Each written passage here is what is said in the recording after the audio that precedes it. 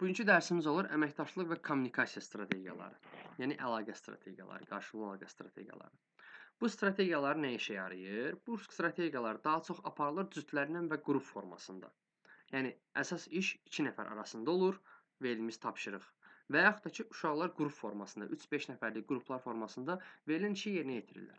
Və verilən işi yerinə yetirən zaman uşaqlar arasında müzakirə prosesi baş verir. Uşaqlar arasında fikir mübadiləsi baş verir. Onlar hər hansı bir digərinin fikrini dinləyirlər. Onlar ortaq məxrəcə gəlmək qabiliyyətləri formalaşır. Yəni onlar arasında razılaşma prosesi baş verir. Bir ortaq məxrəcə gəlirlər. Bu strategiyalardan istifadə edən zaman. Bu strategiyalar, yəni şagirdi təkcə subyekt kimi görmür, həm də bu strategiyalardan istifadə eləməklə biz uşaqları komandanın bir üzvünə çevirmiş oluruq. Yəni onlar bilir ki, hər hansısa bir gələcəkdə problemi həll etmək üçün tək özünün deyək ki, işi kifayət deyil də, qarşılıqlı fikir mübadiləsi lazımdır, başqalarla birlikdə iş lazımdır, başqalarla birlikdə dinləyərək, onların birlikdə fəaliyyət göstərərək nəsə bir işi yerinə yetirmək lazımdır. Yəni əməkdaşlıq funksiyalarını yerinə yetirmək üçün belə deyək, biz uşaqlarda bu strategiyalardan istifadə edirik. Onların qarşılıqlı əlaqələrini qurmaq üçün bu strategiyalardan istifadə edirik ki, uşaqlar bundan istifadə eləyərək öz təcrübələrini bölüşsünlər başqalarından yararlansınlar və bununla da başlasınlar nə etməyə? İnkişaf eləməyə. Yəni bu strategiyaların kökündə dayanan əsas məqsəd budur. Yəni bu strategiyalarda uşaqlar nə edir? Uşaqlar bir-birini dinləyirlər, qulaq asırlar, onların belə deyək, fikirlərini yenidən nəzərdən keçirməyə bacarırlar və yaxud da öz fikirlərini yenidən düşünməyə məcbur olurlar. Yəni görürlər ki, özləri səhv deyir, hər hansı bir fikri səhv düşünürlərsə, yenidən öz düşüncələrini belə deyək də gözdən nəzərdən keçirdirlər. Bilik tək müəllimi tərəfindən ötürülmür burada, həm də uşaqların qarşılıqlı fikir mübadiləsi eləyərək bir-birinə biliklər ötürə bilirlər. Uşaqlarda sosial bacarıqlar inkişaf eləyir. Sosial bacarıqlar dedikdə, yəni başqalarıyla birlikdə bir müddət danışaraq, onları bir-birini dinləyərək, onlarda başqasına hörmət eləyərək, deyək ki, bunlarda müxtəlif formada sosial bacarıqlar başlayır nə etməyə? Formalaşmağa. Sonra bu uşaqlarda cavabdehlik hissi formalaşır, məsuliyyət hissi formalaşır. Çünki komanda işində, qrup işində hərənin öhdəsinə bir öhdəlik düşür. Və qrupun hər bir üzvü həmin öhdəliyi yerinə yetirməsə, onda verilən tapşırıq, fəaliyyət düzgün icra olunmamış olur. Ona görə də bu iş üsullarında, yəni iş üsulları istifadə etdiyimiz əməkdaşlıq və kommunikasiya iş üsullarında uşaqlarda cavabdehlik və məsuliyyət kimi belə deyək, xarakter hissələrdə formalaşır. Xarakter deməyək, daha doğrusu bacarıqlar deyək ki, formalaşır. Sonra müxtəlif baxışlar əgər toqquşursa başqa uşaqlarla, düşüncələri fərqlidirsə və onların digər şagird yoldaşlarına hörmət anlayışı olmalıdır. Hörmət anlayışı formalaşır və yaxud da öz düşüncələrini əsaslandırma bacarığı başlayır uşaqlarda formalaşmağa. Hansı ki, biz burada əməkdaşlıq və kommunikasiya strategiyalarından istifadə edirik. Burada həm şagird öyrənən tərəfdir, həm öyrədən tərəfdir, həm izah eləyəndir, dinləyəndir, müzakirə aparandır, yəni işi aparandır, ümumilikdə aktiv olan tərəfdir. Belə. Bu əməkdaşlıq və kommunikasiya belə deyək də strategiyaları haqqında.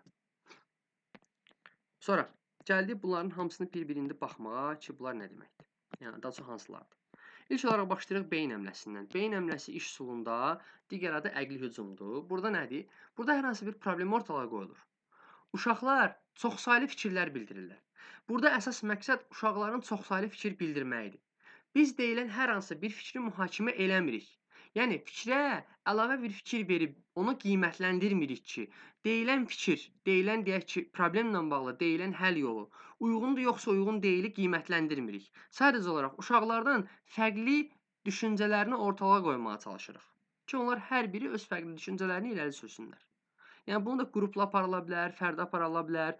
Strukturlu və struktursuz növləri var, əks düşüncəli növləri var. Hansı ki, iş üsulunun beyin əmləsi əqli hücum iş üsulu. Belə. Yəni bu iş üsulunda dediyimiz kimi bir problem qoyduq. Uşaqlar başladılar müxtəlif fikirlərini bildirməyə. Və bu zamanda biz uşaqların fikirlərini mühakimə eləmirik ki, onların deyək ki, beyninə başqa ideyalar da gəlsin.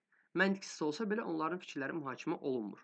Sonda isə biz ən optimal həll yolunu deyək ki, seçib məsələni həll etməyə çalışırıq beyin əmləsində. Belə. Və burada nə üçün istifadə olundu?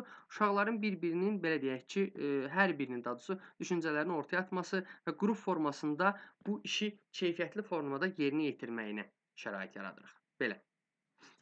Bu beyin əmləsi üsulu. Dediyimiz kimi həm qrup ola bilər, həm fərdi aparıla bilər. Amma biz əsasən bunu öyrənirik harda? Bunu öyrənirik kommunikasiya və əməkdaşlıq strategiyalarının içərisində. Gəlir Sokrat dialoqu. Bu ikinci üsulumuzdur, bura aid olan. Sokrat dialoqu nədir? Sokrat dialoqda sual-cavab var. Bu sual-cavabda prinsip necədir? Bu sual-cavabda prinsip elədir ki, mən sual verirəm, deyək ki, şagirdə. Şagird cavab verir. Şagirdin verdiyi cavabdan yeni bir sual çıxardıram. İkinci bir sualı verirəm. O mənə cavab verirsə, mən o verdiyi cavabdan üçüncü bir sual çıxardıram. Və bunu sonsuza qədər davam elətdirmək də olar, amma elətdirmir sonsuza qədər davam təbii ki. Sonda bir konkret sualla belə deyək də, dialoqu yekunlaşdırmış oluruq. Sokrat dialoqunda deyək ki, tək sual verən tərəf müəllim yox, həm də şagirdlər də bir-birinə sual verən tərəf ola bilər. Yəni bir şagird digər şagirdlə qarşı-qarşıya durur. O deyək ki, başlayır sual verməyə. Digər şagird ona cavab verdikdə yenidən onun cavabından yeni bir sual ortalığa çıxardır. Yəni məqsəd nədir? Məqsəd uşaqları müzakirəyə cəlb eləməkdir. Onların təfəkkürünü işə salmaqdır. Birində dinləmə, digərində isə sual vermə bacarığı formalaşdırmaqdır. Deyək ki, əgər şagirdlər iki şagird arasında bunu aparırıqsa. Ümumiyyətlə, yəni şagirdlərdə həm dinləmə, həm də sual vermə bacarığını formalaşdırmaq üçündür. Sonda isə dediyimiz kimi konkret bir qapalı sualla müzakirəni yekunlaşdırmış, dialoqu yekunlaşdırmış oluruq. Bu da adlanır nə? Bu da adlanır Sokrat dialoqu. Belə. Amma Sokrat dialoqunda əsas məsələlərdən biri verilən məsələ ilə bağlı sualların əvvəlcədən tərtib olunmağıdır, belə deyək ki, və yaxud da onun tərtib olunmasına şərait yaradılmalıdır və bir növbədə də əsas növbədə duran şeylərdən biri də uşaqlara dinləmə vaxtının verilməyidir. Yəni Sokrat dialoqunda sual verən tərəf cavab verən tərəfin müəyyən müddət, yəni 5-10 saniyə müddətində cavabını gözləməlidir. Belə. Və əsas məqsədimiz dedik ki, burada uşaqları müzakirəyə cəlb etmək, dinləmə və sual vermə bacarıqlarının formalaşmalıdır. Əsas məqsədimiz budur. Belə. Gəldik karusel üsulu. Karusel üsulu nədir? Karusel üsulu bircə öyrənməni və yoldaş qiymətləndirməsini təmin edir. Bax, bunun adından yadınızda saxlayırıq. Bircə öyrənmə və yoldaş qiymətləndirməsini təmin edən üsulun adı nədir o? Adı oldu karusel. Burada və bütün sinif necə qalır? Burada bütün sinif aktiv qalır. Niyə? Çünki uşaqlar hər biri öyrəndiklərini bir-birinə ötürə-ötürə öyrənirlər, belə deyək. Və hamını dərsə cəlb eləməyə şərait yaradır. Məsələn, necə aparırıq biz bunu? Uşaqları bölürük qrupa. Deyək ki, 4 qrup bölmüşəm. Qrupun birinə, deyək ki, ümumi olaraq bir mövzu seçmişəm. Qrupun birincisi mövzu haqqında bildiklərini deyək ki, mövzu haqqında verilənləri yazır. Öz bildiklərini yazır. Öz mövzununla deyək ki, hər hansı bir problemdirsə, mövzudursa, onunla bağlı nə bilirsə onu yazır. Ötürür ikinci qrupa. İkinci qrup birinci qrupun elədikləri səhvlərə və yaxud da ki, səhvlərə düzəliş eləyir və yaxud da yazılmayan, çatışmayan hissələri yenidən vurğulayır. Üçüncü qrup birinci, ikinci qrupun yazdığı bir dənə bütöv kağıza, deyək ki, bir dənə kağızdan istifadə edir orada. Məsəl üçün deyək ki, həmin kağızda olanları yenidən nəzərdən keçirilir. Əgər səhvlər varsa yenə düzəldir, əlavə lazımdırsa yenə əlavələr eləyir. Eyni formada ötürür 4-cü qrupa və bütün qruplarda bu kağız nədir? Yəni verilən mövzu haqqında fikirlər nədir? Bir-birinə ötürülərək toplandı. Və burada uşaqlar özündən əvvəlki qrupun yazdıqlarını başlayırlar etməyə, qiymətləndirməyə bacarırlar. Yəni qrup üzvləri iş fərəqindən istifadə edərək digər qrupun işini eləyir, qiymətləndirmiş olur. Və bu iş üsulunun adı oldu nə? Bu iş üsulunun adı oldu karusel. Yoldaş qiymətləndirməsi üçün istifadə olundu və şagirdlərin birlikdə öyrənməyini təmin elədi. Bu da belə.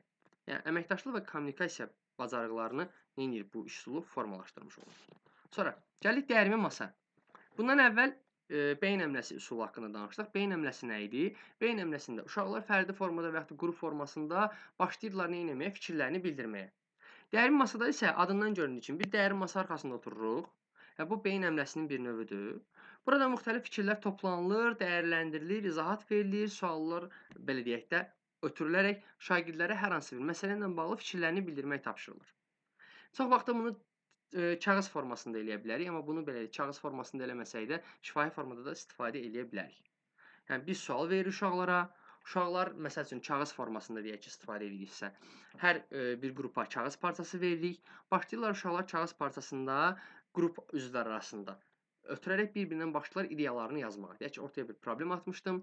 Dəyərin masa formasında uşaqları bölmüşdüm. Uşaqlar dəyərin masa ətrafında fikirlərini müzakirə eləyərək problem haqqında, deyək ki, problemin həlli haqqında fikirlərini bildirirdilər. Belə. Bu da olur nə? Olur dəyərmə masa. Yəni metod kiçik qruplar formasında istifadə edə bilərsən, bütün siniflə də apara bilərsən və yaxud da bir dəyərin masa ətrafında deyək ki, 10 nəfər toplanıbsa, bu formada da apara bilərsən. Yəni məntiq nədir? Məntiq beyin əmləsində olduğu kimi uşaqların müxtəlif fikirlər irəli sürməyidir. Yəni əsas məqsədimiz budur. Həm də burada uşaqların birlikdə qarşılıqlı əməkdaşlığı var. Çünki birlikdə iş görürlər. Qrup formasında eləyirlər və yaxud da bunu qrup formasında eləməsələr də bütün sinif formasında bir-birinin qarşılıqlı əməkdaşlıq çərçivəsində həyata keçirmiş olurlar. Bu da olur dəyirmi masa. Sonra dəyirmi masadan sonra gəldik düşün, cütləş, bölüş, paylaş texnikasına. Bu nə deməkdir?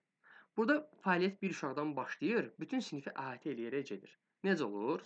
Yəni bu bir fərdi uşağın işindən başlayır, yəni bir uşağın işindən başlayır, sonra keçir 2 uşağa, sonra qrup, yəni 3-5 uşaq, sonra isə bütün sinifi əhatə edən iş formasıdır. Necə olur?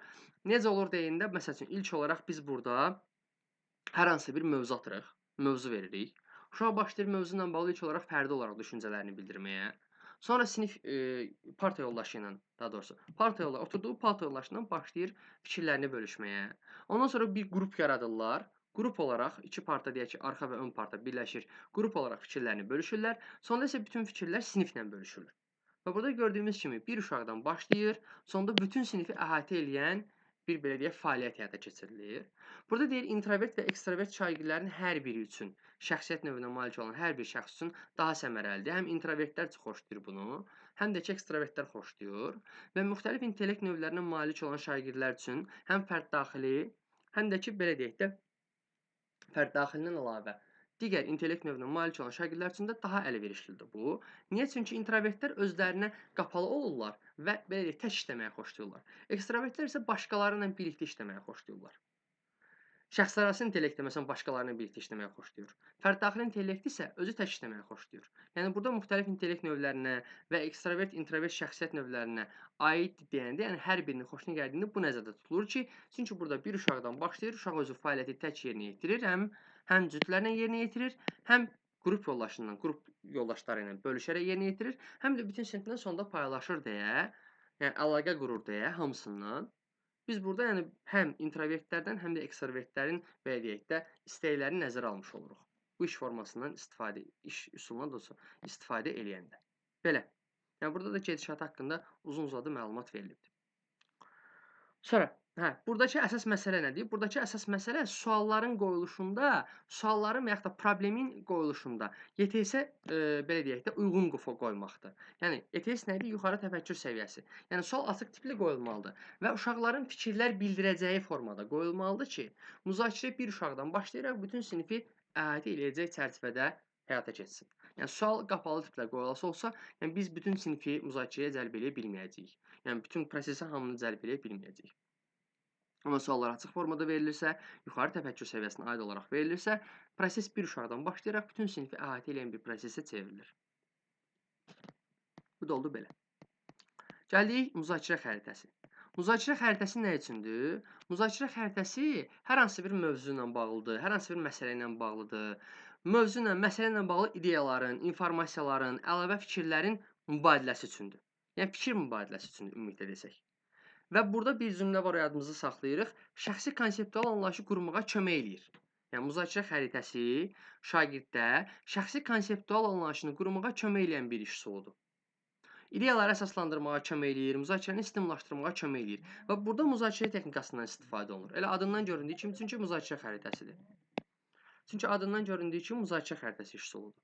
Yəni biz müzakirə xəritəsi iş üsulunda mövzu ilə bağlı, məsələ ilə bağlı fikirlərimizi irəli sürürük. Fikirlərimizi bildiririk və uşaqlarda şəxsi konseptual anlayış formalaşır, ideyaları əsaslandırma qabiliyyəti formalaşır, bir sözlə müzakirə qabiliyyəti formalaşır. Müzakirə qabiliyyəti formalaşmaq üçün də ilk olaraq mövzu ilə bağlı uşaqlara biz geniş spektrli bir sual veririk. Hər hansı bir mövzu ilə bağlı uşaqlara geniş bir sual veririk. Sonra cavabları dinləyirik, dəyərləndiririk, əsaslandırma istəyirik, əlavə ideyalar gətirməyinə sövq eləyirik, onlara yönəldici suallar veririk, sonda ümumiləşdirmə aparırıq. Məsələn, baxın, burada bir diaqram verilib. Deyək ki, hər hansı bir əsərdir, hər hansı bir mövzu verilir. Baxın, bu mövzu ilə bağlı müzakirə aparılır. Görürsünüz, bu müzakirə xəritəsində bu mövzu ilə bağlı bütün hissələrin hər bir şeyə dəyilir. Yəni, hər bir şeyi toxunuruq. Bunun üçün də ilkin formada biz açıq tipli bir mövzu qoymalıyıq, açıq tipli bir sualdan istifadə eləməliyik ki, ümumi olaraq müzakirə apara bilək. Deyək ki, bir əsərin burada məsəl üçün müzakirəsi aparılır. Siz də Azərbaycan dil ədebiyyat dərslərində və yaxud da tarix dərsində və yaxud da buna oxşar digər daha çox humanitar fənlərə uyğun olan fənlərdə və yaxud da lap humanitar olmasın, dəqiq fənlərə aid olan bir hissədə yəni biz müzakirə xəritəsini istifadə edə bilərik, amma daha çox humanitar fənlərdə istifadə olunan belə deyək də üsuldur müzakirə xəritəsi. Belə. Nə etmək üçün idi? Müzakirə eləmək üçün idi. Gəldik sonra ziqzaqa. Ziqzaq nədir? Ziqzaqın 2 dənə işi var. Ziqzaqın işlərindən birincisi böyük mətni qısa zaman ərzində şagirdlərə öyrətməkdir və problem həll etmə bacarıqlarını inkişaf elətdirir. Yəni problem həll etmək üçündür. Bir böyük mətni qısa zaman ərzində öyrənmək üçündür, bir də problem həll etmək üçündür ziqzaq. Yaxşı, ziqzaqda nədən istifadə edirik? Necə istifadə edirik daha doğrusu? Deməli, ziqzaqda uşaqlar doğma və belə deyirik, yad qruplara bölünür. İlk olaraq doğma qruplara bölünürlər. Məsələn, necədir? Deyək ki, məsələn deyirəm. Məsələn, mən bir dənə mətnim var. Mətn deyək ki, 20 səhifədir. Mətn 20 səhifədir. Məndə 4 dənə qrupum var. 4 dənə belə qrupum var. 4 qrupların içərisində uşaqları bölmüşəm. Məsələn, 1, 2, 3, 4. 1, 2, 3, 4. 1, 2, 3, 4. 1, 2, 3, 4. Hər uşağı, belə deyək ki, hər qrupda uşaqları da rəqəmləmişəm. Birincilər, ikincilər, üçüncülər, dördüncülər, belə. Sonra, mən bu 20 səhifəni uşaqlara öyrətmək istəyirəm, mənimsətmək istəyirəm. Amma mən bu 20 səhifəni uşaqlara mənimsədə bilmərəm axı, yəni 20 səhifəni uşaqlara oxuyub, onu müzakirə eləmək, böyük bir mətndir, bu mətni təhlil eləməyimiz çox vaxt aparır. Ona görə nə edirəm? Bunu 5 səhifə bölürəm. Buradakı 1-i gətirirəm, oturturam bax burada. Buradakı 1-i gətirirəm, oturturam burada. Buradakı 1-i burada, buradakı 1-i. Yəni hər qrupdakı 1-ləri bir yerə, hər qrupdakı 2-ləri bir yerə. Sonra hər qrupdakı 3-ləri gətirib yeni bir qrupda. Hər qrupdakı 4-ləri də gətirib yeni bir qrupda yığıram. Sonra 1-ci səhifədən 5-ci səhifəyə qədər verirəm bura. 5-ci səhifədən 10-cu səhifəyə qədər verirəm bu uşaqlara. 10-cu səhifədən 15-ci səhifəyə qədər verirəm 3-cülərə, 15-dən də 20-ci səhifəyə qədər verirəm 4-cülərə. Deyirəm, oxuyun. Gördüyünüz kimi, bax, ümumilikdə 20 səhifənin oxunmağını mən azaltmış oluram. Yəni, 10 dəqiqə vaxt verirəm, 5 dəqiqə vaxt verirəm deyək ki. 5 dəqiqə ərzində uşaqlar 5 səhifəni oxuya bilirlər. Burada 1-lər 1-ci səhifədən 5-ci səhifəyə oxuyur, burada 2-lər, burada 3-lər, burada da 4-lər. Verilən səhifələr oxuyurlar, təzədən buradakı uşaqlar 1-lərin, məsələn, buradakı 1 qayıdır bura, buradakı 2-nin biri qayıdır bura, buradakı 3-ün biri qayıdır bura, buradakı 4-ün biri də qayıdır bura. Yəni, yenidən öz doğma qruplarına qayıdırlar və başlayırlar. Deməli, bir qrupda əsərin hamısını bilən uşaqlar oldu. Biri 5-ci səhifəyə qədər bilir, biri 5-dən 10-a qədər bilir, biri 10-dan 15-ə, biri 15-dən 20-yə. Deməli, bir qrupbanın içərisində bütün əsəri bilən uşaqlar oldu. Yəni, əsərin bütün hissələrini bilənlər oldu. Və ona görə də, mətn əsər deyə bilər, mətn də deyə bilər, fərqi yoxdur. Mətnin bütün hissələrini bilən uşaq olduğuna görə də biz mətni rahat formada uşaqların təhlilini tələb eləyə bilərik. Yəni, ziqzaqın istifadə eləmə qaydası belədir. Əvvəlcə doğma qruplar yaradılır, sonra ondan yad qruplar yaradılır, yad qruplara verilir iş, onlara deyək ki, bölünür səhifə, oxuyurlar və yenidən qayıdırlar öz qruplarında ümumi olaraq təhlil aparırlar. Bu da olur ziqzaq üsulu. Yəni, gördüyünüz kimi, burada da əməkdaşlıq və uşaqların qarşılıqlı kommunikasiyası var. Sonra, ziqzaqdan sonra gəldi akvariuma. Akvarium iş üsulu necədir? Akvarium iş üsulunda baxın belə, burada görsəndiyi kimi 2 dənə dairə var. Xarici dairə var, daxili dairə var. Daxililəşlər işi həyata keçirdənlərdir, deyək ki, prosesi yerinə yetirənlərdir. Yəni, müzakirəni aparanlardır. Müzakirə prosesində iştirak edib hər hansı bir məsələni həll etməyə çalışanlardır. Xarici qrupda olanlar isə daxildəkiləri belə nəzarət edənlərdir. Onlara qiymət verənlərdir. Kənarda otururlar və daxildəki gedən müzakirəni dinləyirlər. Müzakirənin nə qədər belə deyək, yaxşı olduğunu və yaxud da müzakirənin nə qədər problemin həllinə kömək elədiyini düşünürlər. Ona uyğun olaraq da belə deyək də sonda qiymətləndirmiş olurlar. Ən sonda isə, məsələn, deyək ki, proseslə bağlı uşaqlar həm daxili qrupda, həm xarici qrupda birləşib refleks edirlər. Yəni gördükləri işi deyək ki, dəyərləndirirlər. Nə qədər işi, prosesi yaxşı yerinə yetirdiklərini, verilən məsələ ilə bağlı nə qədər yaxşı həll yolu tapdıqlarını və yaxud da müzakirənin nə qədər effektiv olmadığını sonda nə edirlər? Refleks edirlər. Həm daxili qrupda bir yerə yığılır, həm xarici qrupda. Və burada gördüyümüz kimi kənarda oturanlar ortada oturanları qiymətləndirdiyinə görə hansı qiymətləndirmədən istifadə edə bilərik burada? Yoldaş qiymətləndirməsindən istifadə edə bilərik. Çünki kənarda oturanlar, daxildə oturanlar, daxili qrupda, daxili dairədə oturanların işini belə deyək ki, qiymətləndirmək üçün kənarda onları izləyirlər. Ona görə də burada biz yoldaş qiymətləndirməsindən istifadə edə bilərik. Belə. Yəni burada da uzun-uzadıdır. Mən bu uzun-uzadının hamısını danışmaq istəyirəm. Sadəcə olaraq qısa formada akvariumun nə olduğunu başa salmağa çalışdıq. bir məsələ qoyulur ortalığa, deyək ki, bir problem var və yaxud da ki, hər hansısa bir işdir. Məsələn, deyək ki, oturmuşuq, deyək ki, bizimcə şirkətimiz var, məsələn. Şirkətin satışını artırmaq üçün nələr eləyə bilərik? Deyək ki, 5 nəfər şirkətin deyək ki, idarə üzvünü seçmişik, məsələn. Onlar oturublar, ortada başlayırlar şirkətin pulunu nətər artıra bilərlə bağlı müzakirə eləməyə, ideyalar irəli sürməyə. Bunlar da kənardaşlar da otururlar, onların işini qiymətləndirirlər. Onların dedikləri şeylərin məntiqi olub-olmadığını və onların hansının müzakirədə daha çox iştirak edib eləmədiyini qiymətləndirmiş olurlar. Belə, bu da olur akvarium. Gəldik auksion üsulu. Auksion üsulu nədir? Auksion üsulu daha çox ibtidai siniflərdə tətbiq olunsa da, yəni digər siniflərdə tətbiq olunur. Əsas məsələ burada assosiasiya yaratmaqdır, yəni əlaqələr qurmaqdır. Əşya və hadisələrin xüsusiyyətlərini sadalamaqdır, xüsusiyyətlərini tapmaqdır. Məsələn, necədir? Deyək ki, auksionun digər adı hərrazdır. Necə olur burada? Adi hərrazı gözünüzün qabağına gətirin. Hərrazda necədir? Son deyən, sonda daha çox məbləğ verən budur. Auksionda da belədir. Deyək ki, biz uşaqlara hər hansı bir mövzu veririk. Məsələn, uşaqlara deyirəm ki, mövzu olaraq rənglər. Mövzumuz rənglərdir. Uşaqlar başlayırlar əl qaldırıb, belə deyək də, ən son rəngi deməyə çalışmağa. Məsələn, deyək ki, uşaqların hər biri hərəsi bir rəng deyib, biz ikinci dövrəni vurmuşuq. Uşaqlar yeni fərqli rənglər deyiblər. Yəni yeni bir şey deyilməlidir. Təkrar bir şey olmamalıdır. Biz sonda gözləyirik ki, ən son rəngi deyən şagird kim olacaq? Ən son rəng deyə bilən, yeni bir rəng adı çəkə bilən qalib sayılır. Və bu iş üsulu adlanır hansı iş üsulu? Adlanır auksion iş üsulu. Və burada uşaqlar bir-birini dinləməyə bacarmalıdırlar. Bir-birinə qarşı hörmət belə deyək də, anlayışları olmalıdır ki, bir-birlərinə hörmət etməyə bacarmalıdırlar ki, həm başqasının sözünü kəsməsinlər, belə deyək də, yəni onu təhqir eləməsinlər deyək, onun sözünün qabağına keçməsinlər deyək. Çünki bu ibtidai sinif uşaqların daha çox problemimiz olan bir şeylərdir. Həm də ki, belə deyək, uşaqların bir-birini dinləməlidirlər ki, sonda eyni şeyi təkrarlamasınlar. Yəni yeni bir şey beyinlərində düşünməyə məcbur olsunlar. Nə üçün oldu? Assosiasiya yaratmaq üçün oldu. Əşya və hadisələrin xüsusiyyətlərini sadalamaq üçün oldu. Belə. Və dinləmə qabiliyyətini uşaqlarda formalaşdırır ki, təkrarçılığa yol verilməsin. Sonra gəldik qartopu texnikasına. Bundan əvvəlki hissədə öyrənmişdik düşün, cütləş, bölüş, paylaş texnikası. Qartopu da deyək ki, onun bir növüdür. Yəni o belə deyək, başqa bir adda olan versiyasıdır. Burada necədir?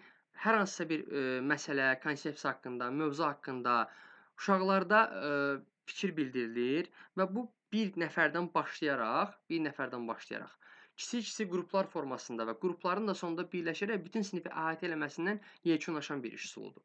Yəni eynən düşün, cütləş, bölüş texnikasında olduğu kimidir. Yəni elə fikirləşin.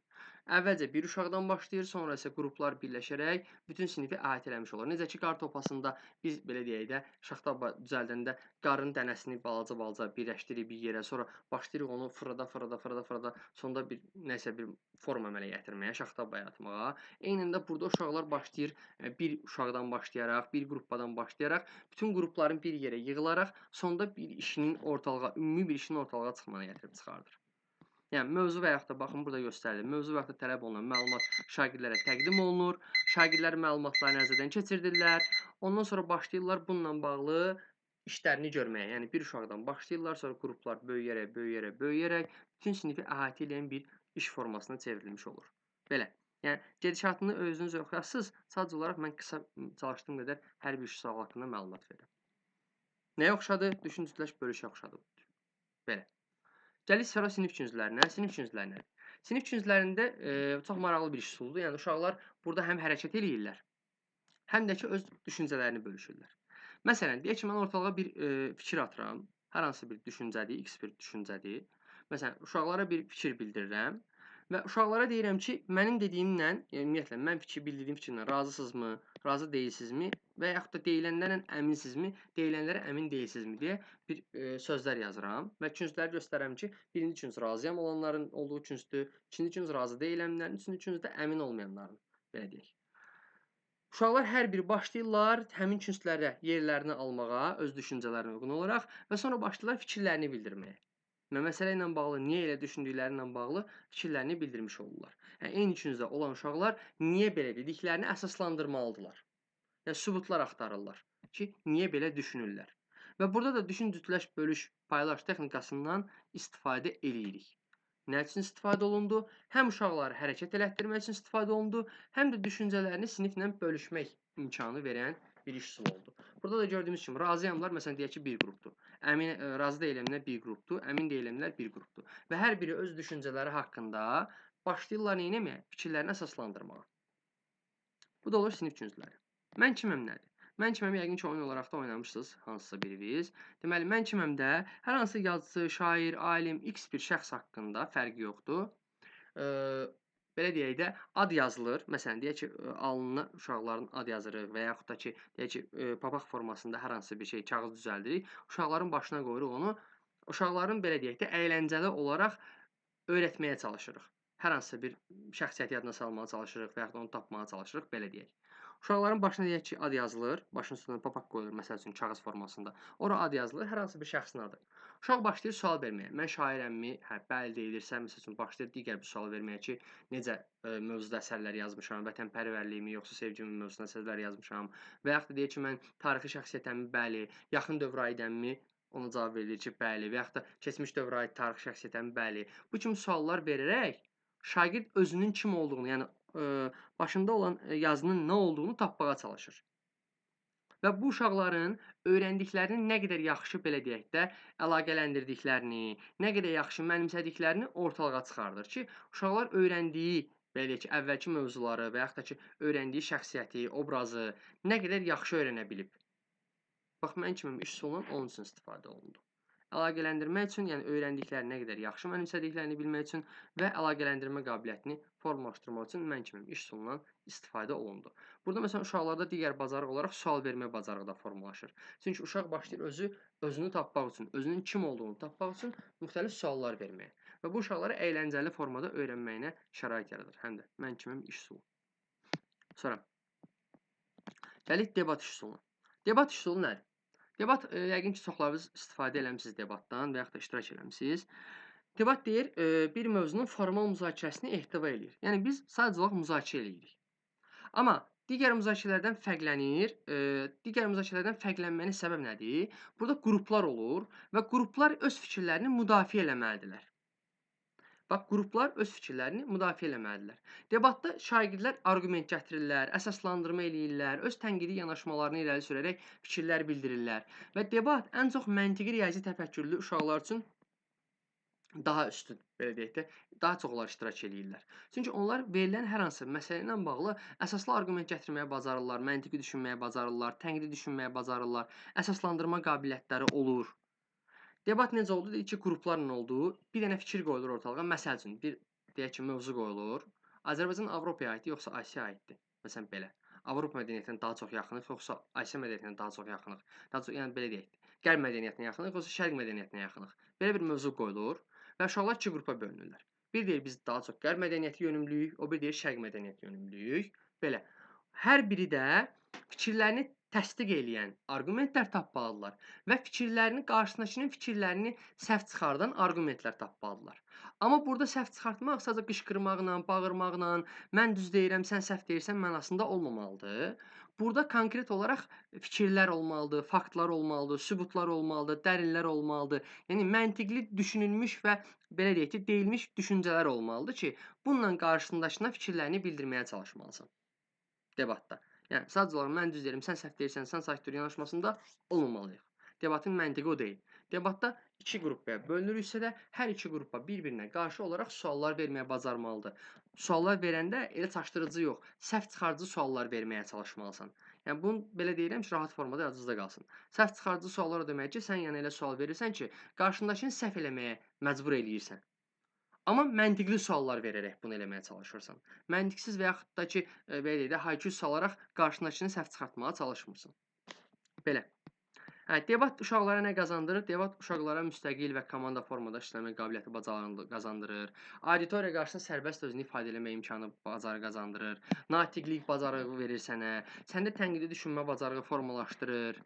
Sən əsaslandırılmış fikir ifadə eləməyə bacarığı səndə formalaşdırır. Sən qarşındakını inandırma bacarığın olmalıdır debatda. Düzgün ifadə bacarığın olmalıdır. Düzgün natiqlik qabiliyyətin olmalıdır ki, sən qarşındakını düzgün formada inandıra biləsən. Belə. Riayət olunmalı tələblər nədir bəs debatda? Debatda sən aydın fikir bildirməlisən, düzgün olmalısan, qarşındakına hörmətlə yanaşmalısan, fikirlərini əsaslandırmalısan, natiq formasında, yəni düzgün formada danışmağı bacarmalısan. Belə, debatda ilk olaraq mövzu öyrənilərək ondan sonra uşaqlardan belə deyək də, həmin mövzuda hansı fikri tutduqlarını, hansı tərəfi tutduqlarını və o tərəfi tutmaqlarına əlavə olaraq o tərəfləri əsaslandırılmış arqumentlər, faktlar gətirməkləri istənilir. Yəni məsələn, deyək ki, mən uşaqlara sual verirəm ki, Azərbaycan qərb mədəniyyətinə yaxındır, yoxsa şərq mədəniyyətinə daha çox yaxındır. Bunun üçün mən mövzunu əvvəlcədən uşaqlara bildirməliyəm və uşaqlar mövzu ilə bağlı sübutlar, dəlillər toplamalıdırlar ki, həm özlərini belə deyək müdafiə etməyə bacarsınlar, həm də qarşısındakına müəyyən suallar verməyə bacarsınlar. Yəni qarşısındakına suallar qoymağı bacarsınlar. Qarşısındakını səhv çıxartmaq üçün suallar axtarıb tapsınlar. Belə. Yəni debatın da əsas işi budur ki, yenə də burada əməkdaşlıq və kommunikasiya bacarıqları formalaşmış olur. Bu da debatın. Belə. Bu da bütünlük olaraq mənim sizə deyəcəklərim. Gəlib qısalaşdırsaq ki, biz əməkdaşlıq və kommunikasiya bacarıqları hansılar idi? Hansı işə yarayırdı? Ona baxaq. Deməli, əməkdaşlıq kommunikasiya bacarıqlarının içərisində ilkin olaraq hansı var idi? İlkin olaraq beyin əmləsi var idi. Beyin əmləsi nə idi? Beyin əmləsində biz uşaqlardan ideyalarını bildirməklərini istəyirik. Sadəcə olaraq sərbəst formada öz ideyalarını bizə bildirirdilər. Bu qədər sadə, yəni çətin bir şey deyil. Gəldik Sokrat dialoquna. Sokrat dialoqu sual-cavab əsaslanırdı. Mən sual verirdim, uşaq cavab verirdi. Onun verdiyi cavabdan mən yeni bir sual çıxardırdım. Sonsuza qədər davam elətdirmirik. Sadəcə olaraq sonda konkret bir sualla dialoqu yekunlaşdırmış oluruq. Sual-cavabı yekunlaşdırmış oluruq. Karusel nə idi? Karusel uşaqların bircə formada öyrənməsinə şərait yaradırdı. Onların yoldaş qiymətləndirilməsinə şərait yaradırdı. Yəni bir qrup halında işi görürdülər, ötürürdülər digər qrupa. Qruplar bütün işlərini dövrlətdirirdilər. Elə bir karusel formasında hər biri bütün işləri bir-birinə ötürürdü. Dərin masa nə idi? Dərin masa beyin əmləsinin bir üsuluydu və burada da beyin əmləsindəki kimi ideyaların bölüşülməsi istənilirdi. Sadəcə olaraq bu dəyirmi formada, dəyirmi masa formasında həyata keçirilirdi. Yəni burada yazı formada, kağız formasından da istifadə edə bilərdik. Dəyirmi masanı biz qruplarla da istifadə edə bilərik, bütün sinif formasında da apara bilərik dəyirmi masa iş üsulunu. Sonra düşün, cütləş, bölüş nə idi? Fərdi düşüncədən başlayırdı, sonra sən düşüncələri cütlərlə, yəni öz partiya yoldaşınla, sonra qrupla bölüşürdün və sonda isə bütün siniflə paylaşmış olurdun. Yəni verilmiş iş bir nəfərdən tutaraq bütün sinifi əhatə edəcək formada həyata keçirilirdi. Müzakirə xəritəsi nə idi? Müzakirə eləmək üçün aparılırdı. Arqumentlərin müsbət və mənfi tərəfləri vizual şəkildə qrup daxilində strukturlaşdırmağa imkan verir. Yəni ümumiyyətlə beləcək müzakirə aparmağa kömək eləyir. Bir mövzu verilir, açıq sual verilir. O mövzu ilə bağlı biz nə edirik? Müzakirə aparırıq. Ziqzaq üsulu nə idi bəs? Ziqzaq üsulunda biz hər hansısa mətni hissələrə parçalayaraq öyrənirdik və yaxud da ki, problem həll edirdik. Yəni, iki şeydən birini edirdik. Bu da olur hansı? Bu da olur ziqzaq üsulu. Akvarium nə idi? İki dənə qrup olurdu. Biri daxildə, biri xaricdə. Daxildə oturanlar işi həyata keçirdənlər idi, yəni müzakirəni aparanlar idi. Problemlə bağlı fikirlərini bölüşənlər idi. Kənarda oturanlar isə onları qiymətləndirənlər idi. Belə. Burada da yoldaş qiymətləndirməsindən istifadə edirdik. Aksiyon nə idi? Aksiyon öyrəndiyimiz əvvəlki bilikləri yadımıza salmaq üçün istifadə olunurdu. Köhnə biliklərimizdən istifadə eləməyimiz idi. Və yaxud da ki, hər hansı bir əşyanın, hadisənin xüsusiyyətlərini sadalanmağa bizə kömək edirdi. Son deyən aksiyonda qalib olurdu. Qar topası texnikası nə idi? Qar topası texnikası düşün, cütləş, bölüş, paylaşın digər bir versiyası idi. Belə. Burada rollu oyun üsulu da, bundan əvvəlki dərsdə öyrəndiyimiz rollu oyun üsulundan da istifadə edirik. Yəni, bu da əməkdaşlıq və kommunikasiya bacarıqlarının içərisində verilir. Ki, bundan da istifadə edirik burada. Çünki rollu oyunda da qarşılıqlı olaraq şagirdlərin bir-birindən ünsiyyət və rol aparma bacarığından söhbət gedir. Bunu analitik təlim strategiyalarının içərisində danışmışıq. Sonra sinif küncləri nədir bəs? Sinif künclərində biz deyirdik ki, uşaqların həm düşünməsini, həm də hərəkət eləməyini şərait yaradan iş üsuluydu. Uşaqlar öz düşüncələrinə uyğun olaraq verilən küncləri seçirdilər və o küncləri seçdiklərinə görə də əsaslandırılmış arqumentlər gətirirdilər ki, mən niyə belə düşünürəm? Mən kiməm nə idi? Özünün kim olduğunu tapırdı, şəxsiyyətmi, şairmi, hər hansı bir dövlət başçısımı, kimsə olduğunu tapırdı və bunun üçün özünə nə etməli idi? Suallar verməyə bacarmalı idi. Və bu da uşaqlara əyləncəli formada öyrənməyinə şərait yaradırdı. Debat nə idi? Debat müzakirə idi. Bu müzakirədə iki qrup olurdu. Biri fikri təsdiqləyirdi, biri fikri təkzib eləyirdi və yaxud da ki, biri A fikrini seçirsə, digəri B fikrini seçirdi və onları əsaslandırırdılar. Belə formada debat həyata keçirilirdi. Bu da saydığımız da bu üsulların hamısı oldu əməkdaşlıq və kommunikasiya üsullarına aid. Əməkdaşlıq kommunikasiya üsulları nə idi, nə işə yarayırdı? O uşaqlarda qarşılıqlı fikir mübadiləsinə şərait yaradırdı, uşaqların müzakirə eləməyinə, bir-birlərinə sual verməyinə, bir-birlərindən öyrənməyə, bir-birlərinin üzərində belə deyək də, hər hansısa nələrisə reallaşdırmağa, onların bir-birlərinin təcrübələrini bölüşməyə və onların özlərində məsuliyyət hissi formalaşdıran strategiyalar idi. Belə. Bu da oldu əməkdaşlıq və kommunikasiya strategiyaları.